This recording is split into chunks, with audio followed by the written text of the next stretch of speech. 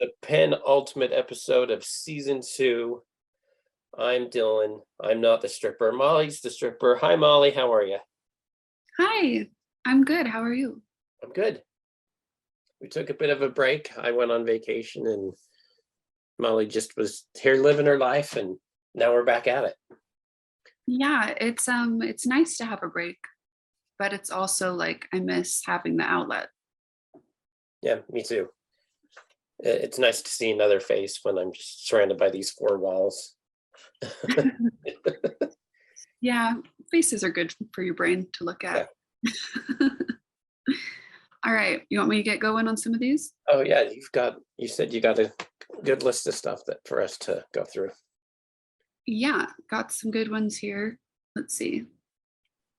What is the best part of being on stage for you? Yeah, that's a really good question. There's a lot of good questions in this one. The best part of being on stage for me, I feel, and I don't think I knew this when I started dancing. I don't think I knew this even when I was acting, back in the day before I was a dancer.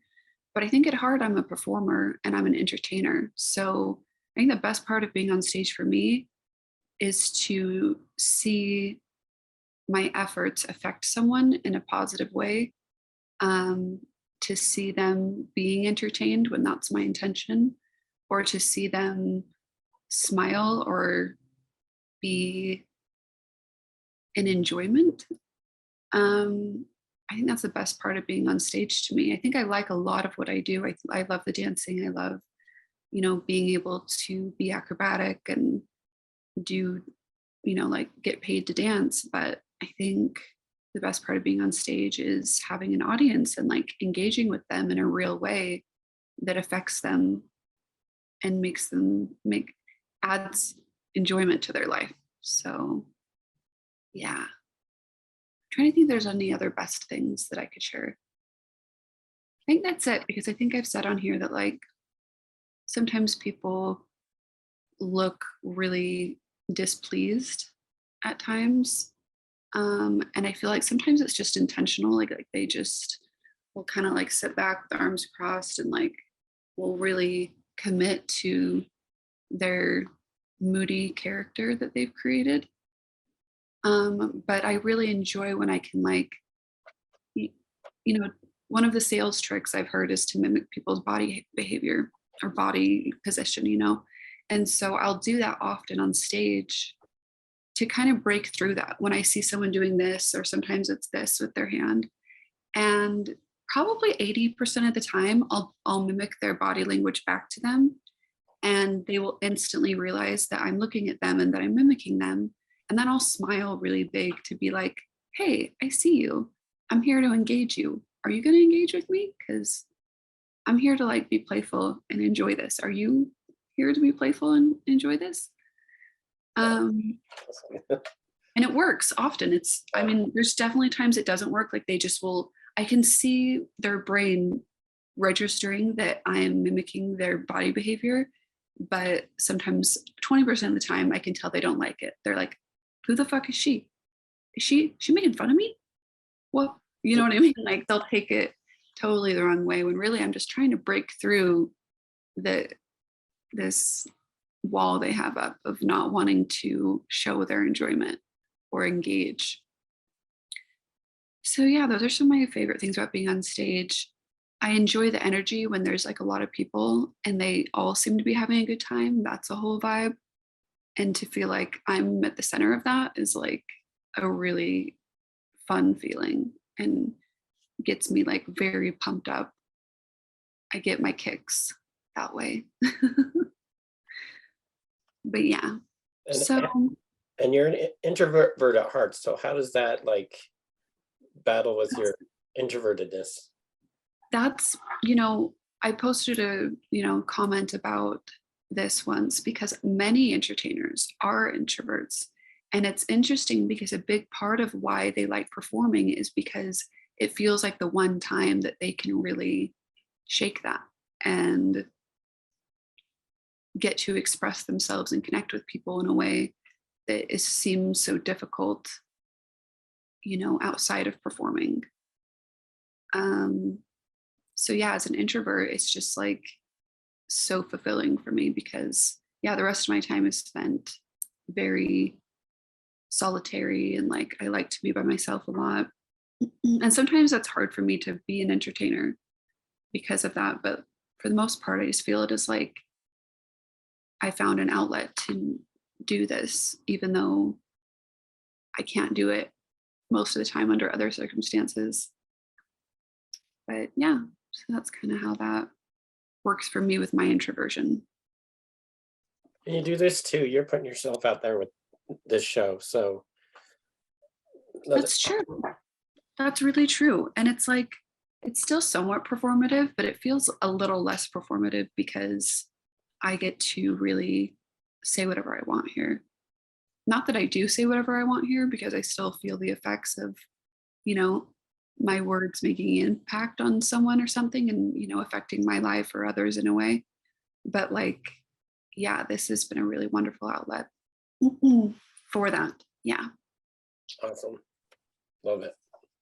That's a very good question. It was good. All right. The next question is, have you ever had to deal with imposter syndrome? Yes, I have had to deal with imposter syndrome. I'd say much less most of the time in recent years, but it still comes up. But for the most part, I think self-talk is the way that you practice how you want to feel about yourself, even though you may not actually feel that way about yourself. So I'd say that I try to practice like good self-talk, or at least be aware when I'm not using good self-talk about myself, and feeling like an imposter, especially when like I think a lot of people who feel imposter syndrome actually do deserve to be where they are and doing what they're doing. But they just can't shake that somehow like they're an imposter. But it's like I belong where I am and deserve the success that I've achieved. And I would say just practicing those kind of messages with myself have, made that easier to like not struggle with that as much. To like, but it takes practice just like anything else in the whole world does. It just takes consistent practice to like change the way your brain thinks in these very deep grooves that it's always thought in. And changing that is not easy, but it can be done with just small amounts of effort every day. I, as a designer and an artist for the longest time, I would compare myself to other people. Like they're so much better than me. They design so much better than me. But I'm like, I finally realized that I'm on my own path.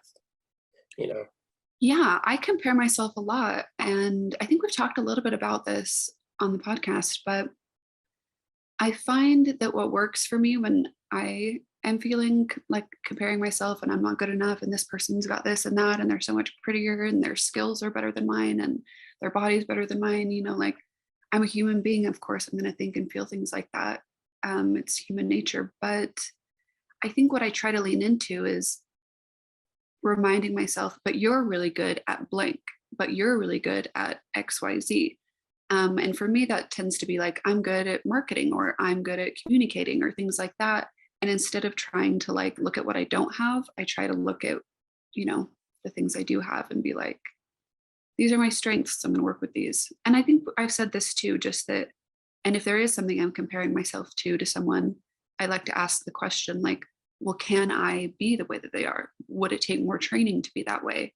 Could I achieve what this person has achieved? And if I can, then I try to. And if I can't, then I let it go because it's like, that's just going to drive me insane. Yeah.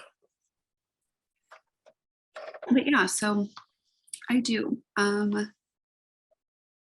Do you think there's bound to be conflict or confusion at strip bars? And this was actually from a customer that I've known a long time.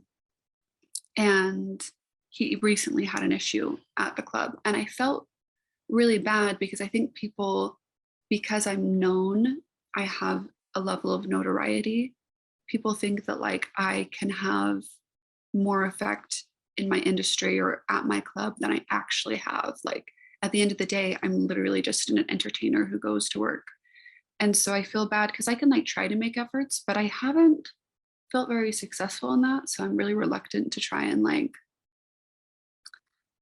use my energy to do things that are fruitless. um, and so to answer his question though, I do think it's an environment that's ripe for confusion and misunderstandings. And, you know, one, it's a bar, there's alcohol involved. Two, there are, you know, women with their clothes off. Three, there's amounts of money being thrown around.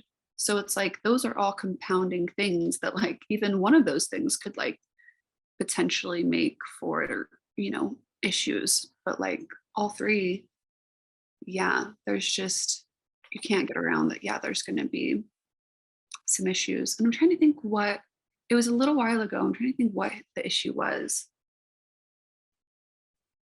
I think it was about tipping or not getting drinks. I actually think this person was not drinking. Um, and yeah, there's every club has certain expectations of what their customers do. And even inside the club, that's hard to judge because you know the way one bouncer handles things or the way one manager handles things might be different than the way another one does. So one might really get after you about something and another one may not care at all. So I can see how that's confusing.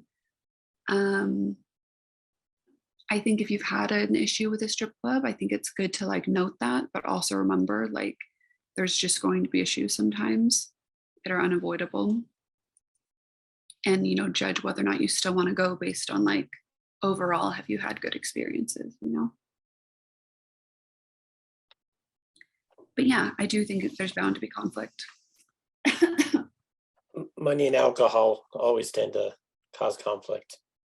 Yeah, yeah, for sure, for sure. So yeah, but it also is a place that you know can be really fun. And like there's a lot of nights where it's just smooth sailing and blue skies and no issues at all. And and that's lovely. But yeah, every once in a while some shit's gonna hit the fan. um Next question is, oh, this is personal. um have you been turned on while giving a lap dance for a client? So that's interesting because I haven't given a ton of lap dances. By the way, my movie came out where I play a stripper and I give a lap dance and I have lines. Did I tell you that? No, you posted that, it was Yeah. coming up soon and, Yeah. So they if you want filmed, to but see that, it's an American Murderer and it's in theaters now. And it's going to be streaming in a few days, I think, but I don't know what platform. I'll mention it on the next podcast. But anyways, it made me think of that because I had, you know, that Tom Pelfrey was the guy I gave the lap dance to, and he was so kind and so respectful. And I danced on his lap for like a really long time. Like that's how movies work, you know, like we shot that scene, you know, several times from different angles. And so I'm like on his lap for, you know, ever. I didn't feel that then, but I think it's because I was in a very professional, you know, mindset.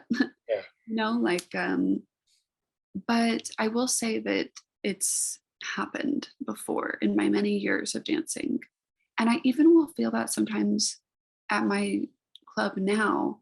And I can't say that like it really has anything to do sometimes with what I'm doing. I would say that like just like most humans, there's sometimes that I randomly will become aroused for no reason. Like nothing has happened.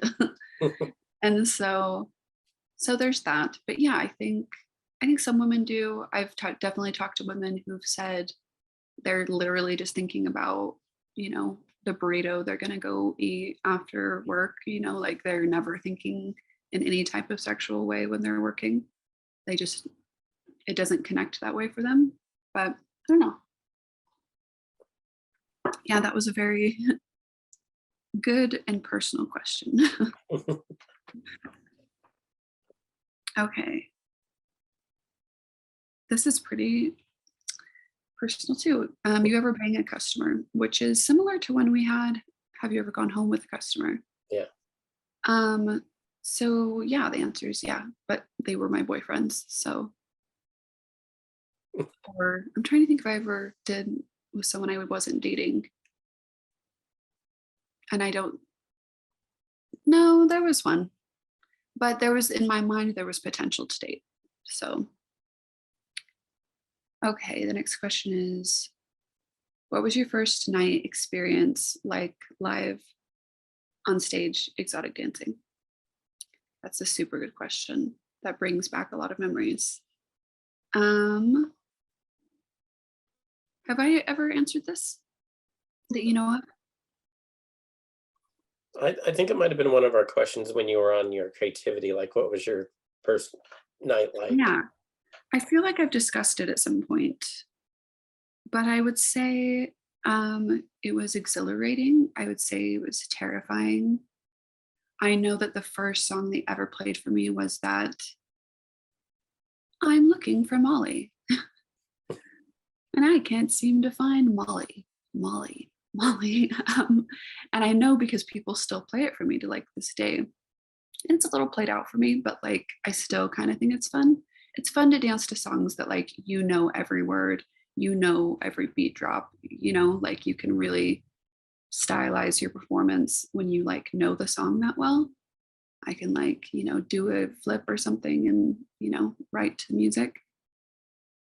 But yeah, it was super exciting. But yeah, like I'm sure I felt like I was gonna throw up or cry.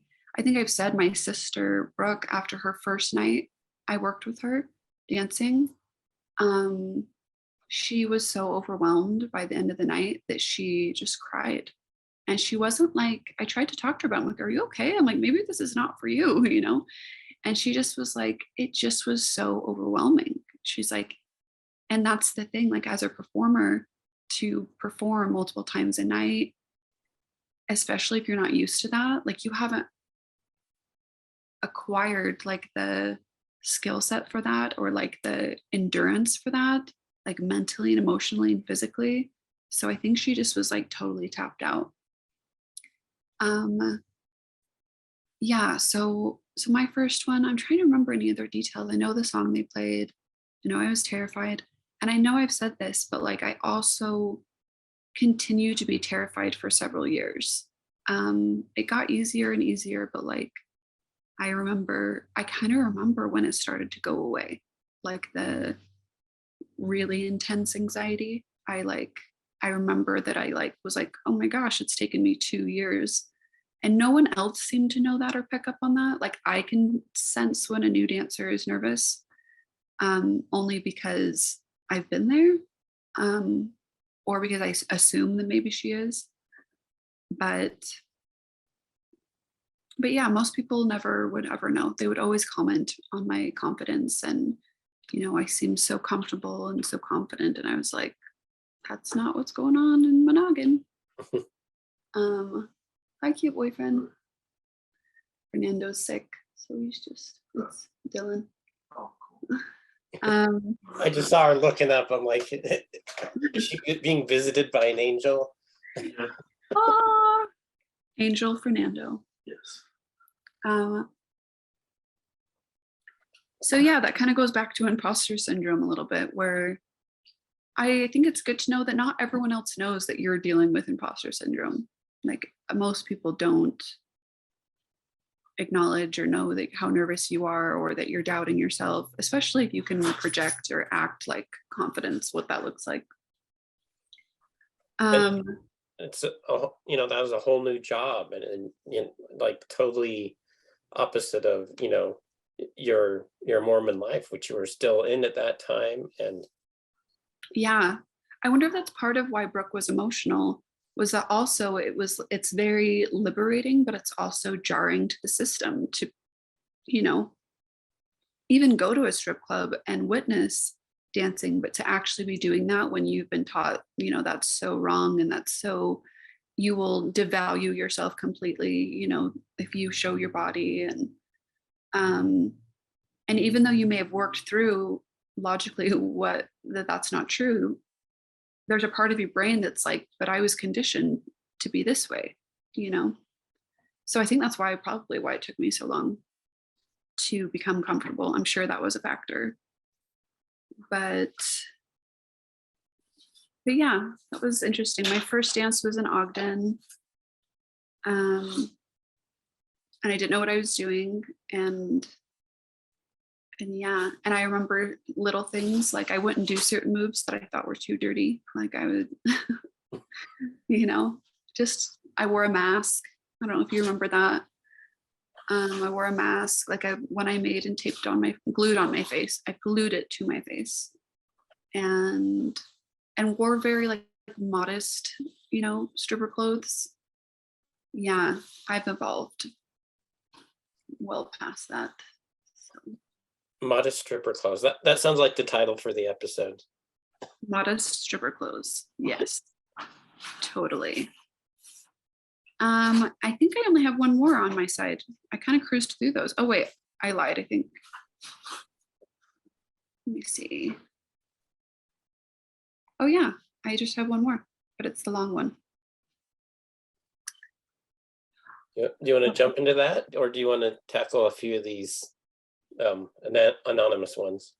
Yeah, let's do it, and we'll save the longer one for the end. Okay. Okay, the first one, I'm doing these in reverse order back to when we recorded last. What's your favorite TV show? That's so hard. I love so many TV shows. I really like Sex in the City, but I'm definitely ruining it for myself because I've watched it so many times. But yeah, Sex in the City is one of my top favorites of all time. Just because I love all the characters and such a good story. And I feel like I learn a lot about life and relationships when I watch it. Like, yeah, there's a lot of like wisdom there. If I don't think a lot of people would say that maybe about that show, but like I think there's a ton of wisdom in Sex and the City. I can see that. Have you watched the sequel series yet? Yeah, and just like that, of course. Yeah, I am. I've watched it twice now because I did like a rewatch of everything and I had to watch the movies and then got all the way done with that. And I'm like, well, now I have to rewatch the new one, and I can't wait for the new season to come out. I hope Samantha comes back because I love her. But yeah, that's one of my favorite TV shows. Did And you I watch totally have people that make fun of me for that. Like, I'm like, it's one of the best shows of all time. Suck a dick. Did you watch the prequel series, the Carrie Diaries? No, I had no interest in that, but I've had an interest in it recently. It's really good. We really enjoyed it. I'm very connected to like the character, like Sarah Jessica Parker specifically. You know what I mean? Yeah. So I feel like I need her to enjoy that story, but I should give it a try because I do love the story. But I'm also like, the other characters are not in that one, right? Well, do you want pseudo spoilers? Oh, I don't care. I will look up spoilers intentionally. I love them. Okay. It makes me enjoy the movies better. I'm a weirdo. There is a young Samantha in it, Oh, and she's okay. cast very well. So Now I have to see it. Okay, I will watch it. Was that the whole question? Just what's your favorite TV show? Yeah. Yeah, honorable mentions would be Frasier. I love Big Bang, How I Met Your Mother. I'm a sitcom person. Young Sheldon. Have you watched How I Met Your Father? Yeah, I love it. Yeah, that's fun. That's really good. Yeah, and Samantha's in that, which is funny. Yeah, that's probably what. Yeah, that's what she's doing instead of Sex in the City. Yeah. But yeah. Funny thing about her is, for the longest time, I didn't know she was British. So then I was watching. We were watching some interview, and then she's got this British accent. I forgot she was British. That's Yeah. wild. So Yeah, like everything I've seen her in over the years, Star Trek and Big Trouble in Little China, Mannequin, Sex in the City, she's American. And then this interview is like, what? Yeah, I watched a new movie with Ewan McGregor and Ethan Hawke. Have you seen that one? Yeah, I've seen the trailer. It's on Apple TV. It's on my list. Do you remember what it's called? Not a fan. Not a fan. I don't know offhand. I can. Oh, I thought you said you're not a fan. No, yeah. I love both of them. it's really good, but Ewan McGregor with an American accent, I did not love. I realized. But yeah, it's a really good movie. That's my type of movie. If I could think of the name of it. It's one of my types of movies, like sad, family dynamic oriented, like Family Stone though is one of my favorite movies. And that's also got Sarah Jessica Parker and sad family dynamics, which are, those together. Or Ray and Raymond is the show. Really? Yeah, because that's their names. I had no idea what the name of that show was. It's currently I on liked Apple it. TV Plus. Who else is in it? I thought they were so good. I thought everyone did such a good job in it. But yeah. Anyways, so yeah, those are my faves. Some of my faves. That question, we like to geek out on that kind of stuff. So that question I know. I'm like trying to was hold not back. a surprise. Because I'm like, this is not a podcast about movies and TV shows. So we'll keep it at that. And in the same vein, what is your favorite movie? So I think like a lot of people, I kind of decided what that was when I was young. And it's hard to like let that go, even though that's probably not my favorite movie anymore. And my two favorite movies when I was young were Willow and oh my gosh, I forgot the name.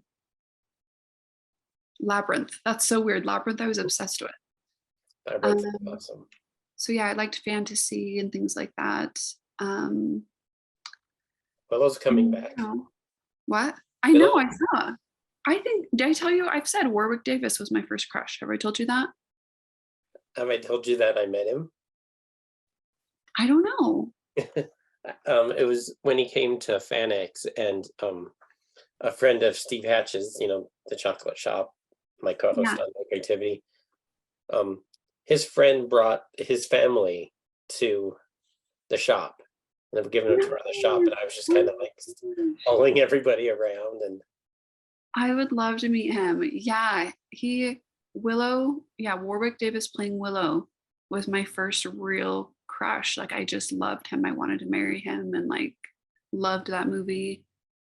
But yeah, but more recent movies, I'm trying to think. I rewatched a lot of the 90s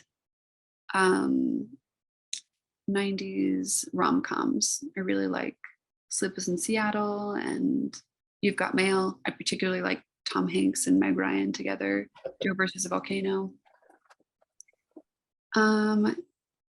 I still can't get up to modern day now. I feel like there's so much now that it's hard to like pick a movie that's your favorite anymore because just so much comes out every year and a lot of it's really good. So there hasn't been a really good romantic comedy for a while though.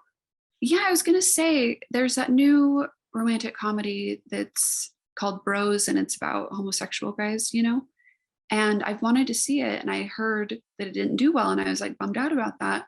And the guy was saying like, oh, I don't get why this wasn't successful. We followed the standard, and it looks very funny, like very, very funny. It's like we followed the standard rom-com formula or something like that. And I thought to myself, but when are rom-coms doing as well as they used to? You know what I mean? Like they're still around, but they're not front and center like they used to. They're not, that's why they don't make them as much anymore. I love them. And luckily my boyfriend loves them too. He likes a good rom-com. I really liked that Christmas one with the Queen of Dragons or whatever. Last Christmas. Yeah. I thought that was really cute. It's very emotional. You know what is probably my all-time favorite movie though is It's a Wonderful Life. I always watch it at Christmas. I actually got tickets to see it in the theater this December with, my daughter and my boyfriend. And it's something I watched with my dad growing up. It reminds me a lot of my dad. And it's just a very well done movie and really kind of started the genre of like, movies like Click or like anything where like something magical happens that changes your life. And then, you would learn this big lesson from it. So yeah, and I'll go with It's a Wonderful Life. favorite movie. And now let's move on because we can do this all day. And I've tried to talk her into doing an entertainment podcast, but I can never make time for this one, but I kind of would love that. Let's discuss further. Okay. What's your sign? My sign is Cancer, and the thing I identify with being a Cancer is the hard shell and soft, sweet meat on the inside. And that feels like a good metaphor for me throughout most of my life, is that I've had a lot of a hard shell, especially with being introverted. I can come across very like cold or bitchy or condescending or stuck up or snobby. But it's really just because I'm kind of like really sensitive. And so it's really hard for me to let people in because I'm like, wait a minute, are you safe? I don't know if you're safe. I don't know if you're gonna like hurt my feelings. And so I find that the easiest way is to retreat into my shell and not expose myself. But oh, I was going to tell you too that I had a therapist, I think it was just like last year, who told me that I have more feelings than other people. And I thought it was so funny. And at first I was like kind of offended. And I also was kind of like, why is she saying this? And then I'm like, could she be telling the truth? And then I found out, watching something about ADHD, that people with ADHD are often feel or described as having more intense feelings or having like more feelings. And the intensity level of those feelings is like really high. And I am ADHD. And so I was like, I kind of believed her, but it also is something that I think is very funny. Like I had a therapist tell me I have more feelings than other people. Like, and I'm like, that can't be. Everyone's like feeling what I'm feeling. And it's like, no, some people are and some people aren't. But yeah, so cancers are very into their feelings and have a lot of intense feelings. So I would say everything I've read about cancers and about me, and also like that I love everybody and like, that type of thing. I think that's also like a Cancer thing, like getting attached very easily to people, like without, the normal procedures of how people usually love or care about someone. Like that kind of just comes up really quickly for me. And yeah, so I'm a Cancer and I'm a true blue Cancer, I would say. And I get my feelings hurt very easily. I'm a Gemini and I'm two-faced. My boyfriend's a Gemini. Yeah, they're supposed to be two-faced. I don't notice that a ton with him. I would say he's got like a social persona.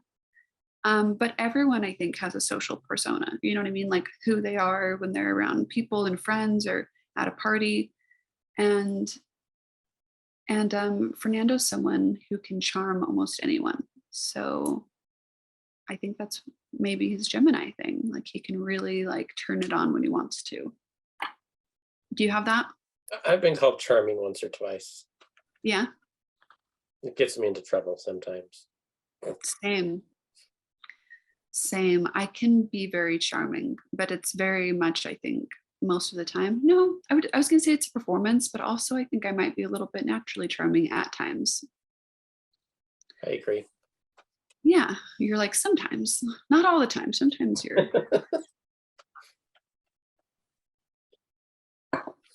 And let's see. And then another one where somebody's trying to ask you out, please don't do that. Let's just allow it. Let's just be like, okay. Just ask me out. So what'd they say? I want to hear. Would you say yes if I asked you out? And then the letter A. Enough that I'm trying to hint as who the author is. But huh. Oh yeah, because I forget, that's funny too. This is the anonymous one. No, I wouldn't. And it has nothing to do with you. Is that a good answer? Let's just answer them like that. Like I'll give an answer every time and it'll be something probably similar to that. Or maybe I'll think of new, fresh ways to gently, politely. We'll lean into telling people off. So you'll lean into telling people off? Yeah. I don't mind. But I was watching a show where it said that if in the workplace, if you ask out someone, it was a TV show. Oh, it's a reboot, which is good. Let's not even go down that rabbit hole. But Oh, Paul Reiser, by the way. what? I love Paul Reiser. He's awesome. He's so good. But there was a thing saying that if you ask out someone at work more than once, it's considered harassment. It's okay to ask them out once. And I thought about that and I just was like, I think that should just be the rule for everyone ever. You know, like if you ask someone out once and they say no, like don't ever ask again. But who knows? Maybe all these guys are not the same person and they're all whatever. But there are some people who I do see ask me out throughout the years often. And I just want to be like, I see you're interested. If and when I'm interested and available, I'll let you know. You won't need to ask. But yeah, are there any more or was that the last one? That was the last one. Okay, then I'll do this one.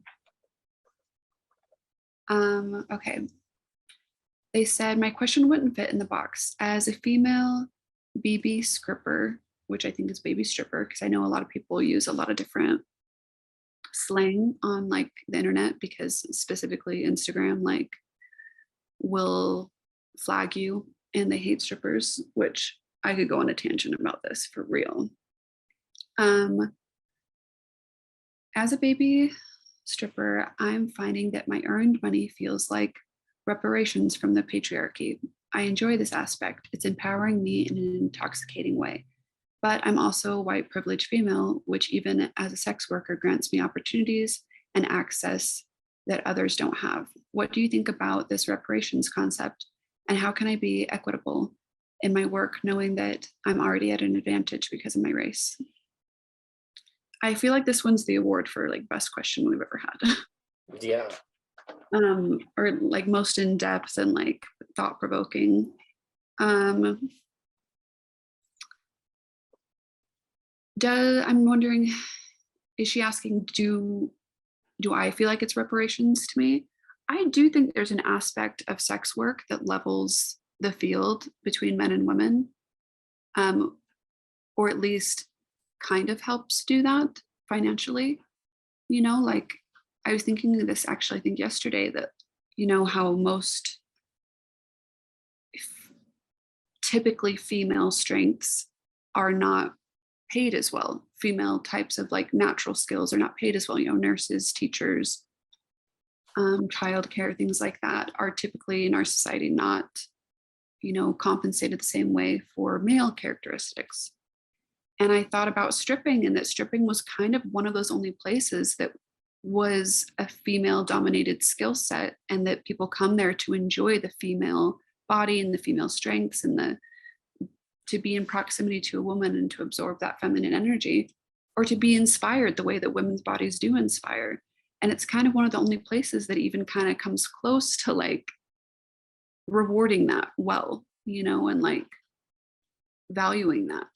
And not all the time. There's lots of people that come in and just think it's the free show. And I feel like that shit needs to end. You need to get the fuck out. But for the most part, you know, it's a very well paid job. And so I do think that there is something about what she's saying with, you know, I hope that there's more things like that, you know, that are kind of more leveling the field for women. But it's right now, I would say it's definitely doing that financially, but on the backhand of stripping it's fucking up, you know, if you know, we're open like I am, fucking up potential for professional opportunities or things like that. You know, people don't take you as seriously or judge you, and not just men, but women, people, everyone judges sex workers. Not everyone, but you know, all kinds do. Yeah.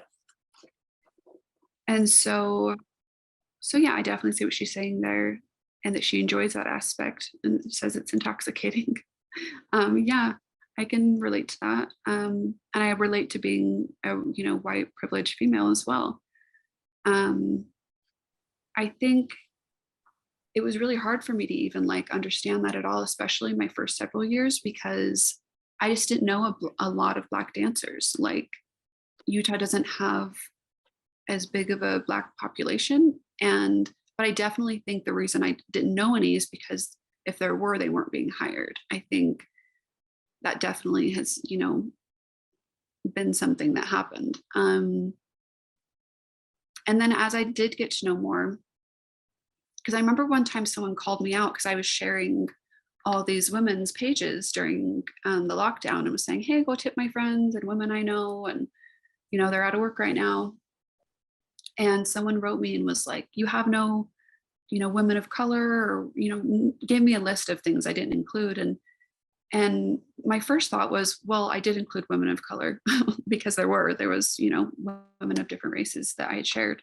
But I actually just tried to listen to what she said. And I said, is there anyone you'd like me to share? I said, I guess being in Utah, I'm kind of limited to who I work with. And that doesn't include everyone that you listed. And so I was just trying to, gas up the people I do know that are out of work right now. And so she gave me some people to share and I shared them. But I think I know that there's been really huge injustices to Black people and to Black women in my industry. And I think it's important to be helpful to women in the industry in general, but specifically to women who've been marginalized or mistreated. And her question is, how can I be equitable in my work, knowing that I'm already at an advantage because of my race? So the thing that comes to my mind is just that I'm always trying to get everyone tipped.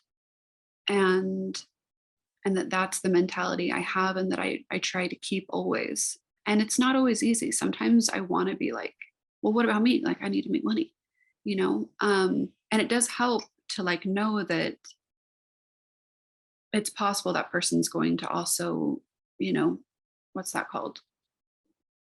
Reciprocate my helpfulness. But throughout the years, I've learned that not everyone does, and that's okay. And that's not really going to change how I operate. And so I would say do your best to give advantages to the women, in the industry, and to speak out if you do see them being mistreated. There was a former manager we had that there were some issues with, and I didn't see anything from him that was racist, but he had a lot of friends that liked to come in.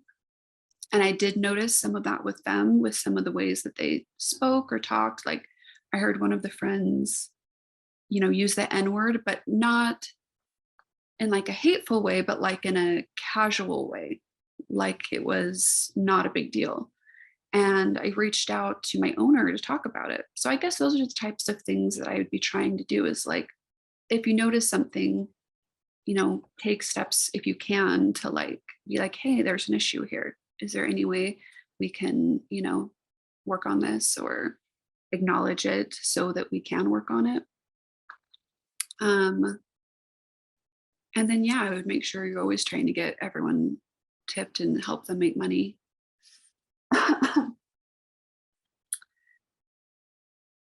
But white women are at an advantage in the industry, and it took people really explaining that to me because I didn't get to see it a lot. I didn't have the exposure to see it, but especially working out of state and then being in groups, like I've said online, of lots of strippers from all over, and realizing what they've had to go through.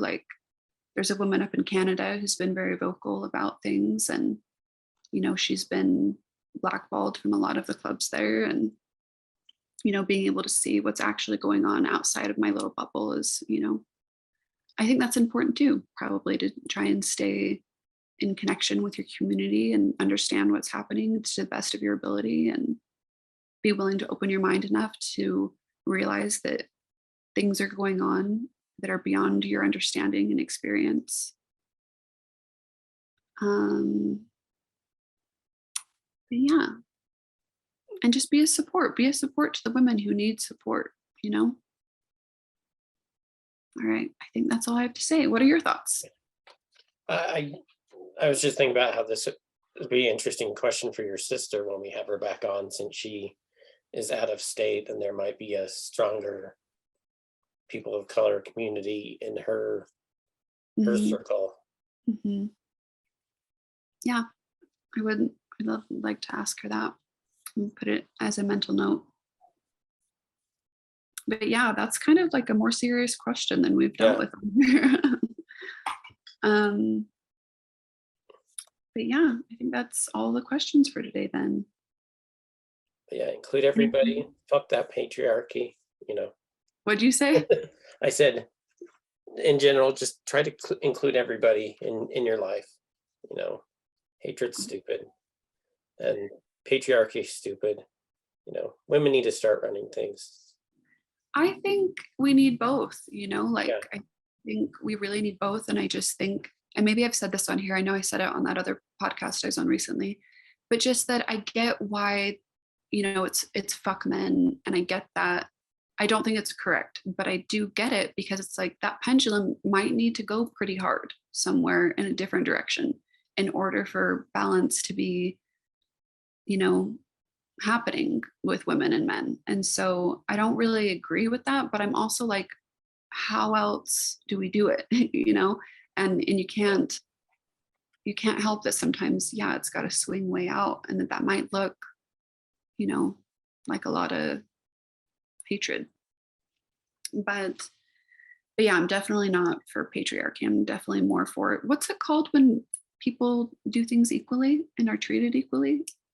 Like there's matriarchy, patriarchy. Is there like, would you just say it's a matriarchy, patriarchy? um, If you a led dream world, equally? a utopia. I Yeah. don't think I'll ever be one or the other, and I don't think there will ever get close to a middle. But I No, you're hopeless. realist, Realist. maybe I not in don't my think lifetime, and I'm getting up there. So I think it's gonna swing toward matriarchy, for a minute, but I think that's not the answer, in my opinion. I do think women having an equal amount of representation and power is necessary and important and is really just gonna be beneficial for everyone involved.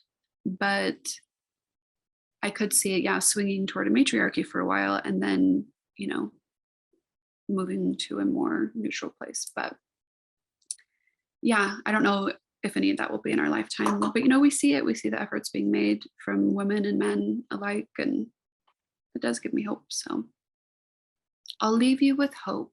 Can we say that at the end of every episode? This sounds like a conference talk. welcome to our TED Talk. Yeah. You No mentioned conference. another podcast you were on. Tell us about it. Other people's stories. Such a good podcast. Absolutely love talking to those women. Go give that a listen if you have time and want to. But yeah, really smart women, and I liked that they were kind of, you know, at least one of them. I don't remember if what the other one said, but at least one of them was very could see what I was saying and kind of agreed with the like hating men or like trying to fuck over men is not really the answer. But she also agreed that yeah, that pendulum might have to like whoo for a minute. Yeah, and But that show's also on the Utah Podcast Network. Other people's stories. Elizabeth and Lo, they're awesome. they're so cool, so smart, so interesting. Definitely go take a listen. And then tell us a little more about this movie that you I that showed put it in. a couple years ago. Um, it's called An American Murderer. It's based on a true story about a guy who's still on America's Most Wanted and has never been caught. And he's from Utah. Well, not from Utah. He has ties to Utah. I'm not sure where he's from, but was definitely in the scene around 2004. It sounds like used to be Mormon, was also in the straight edge community at some point, I think, which is interesting because my boyfriend was also straight edge at some point many, many years ago. And I asked him if he knew him. I'm like, do you recognize this guy? But yeah, really interesting, good, well done movie based on a true story, starring Tom Pelphrey and Ryan Philippe. And yeah, I got to do a scene with the lead, Tom Pelphrey, and he's fantastic. We still message occasionally, and he's just been so nice and so helpful because I am interested in like getting more acting roles and continuing to be a performer in ways that I can continue to do for the rest of my life. I'm like, I could really enjoy acting for the rest of my life. I always want to have something I'm doing that's performative so I can feel that, part of me that is that. But but yeah, it was a super fun thing to do.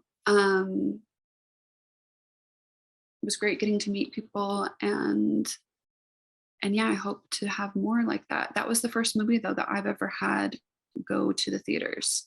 I've been in many movies and many shows that were released online, um, or through streaming things. I've had many, many, many credits, and that was mostly years ago, as we've talked about. But this is the first time I've, yeah, I've had one of my roles go to theater, so that was exciting. I went and saw that, and it was really weird to see myself that large, and it was cool though. And you do see one boob, just one. I thought they were going to show more because I danced for so long in his lap. I Yeah, thought they were going to show more of the dance, but it ends up that you really just see more of the dialogue and like me just standing there with lingerie on or whatever. Um, but yeah, super cool experience. Go see it if you want to. And yeah, hopefully I've got some more stuff coming up soon. Some stuff I potentially have coming up I can't quite talk about yet, but I'm excited to talk about it openly when I can. But nice. yeah, any other questions about that? No, was it filmed here in It Utah? was filmed at Exotic Kitty, and I have to bitch for 3 seconds, okay? Okay. So they hit me up first because I ended up knowing the assistant director, and I also knew the casting director. And anyways, so I got hit up to ask if they could film at Trails. And so I hit up my manager at the time, I'm not going to mention his name, but I said, hey, they'd like to film this scene at Trails. And they didn't get back to me quick enough. And so the next day I checked with them again. I'm like, hey, what's the answer?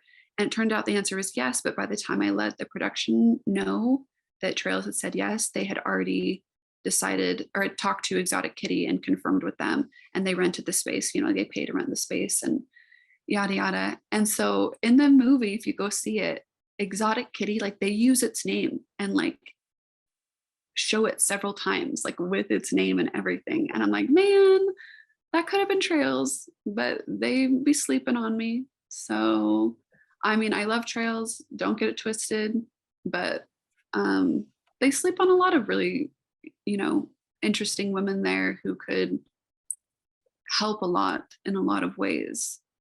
Um, and I'm not sure why that is. I'll I'll leave those comments there. But yeah, I wish it had been Trails so we could have promoted Trails. Um, but yeah.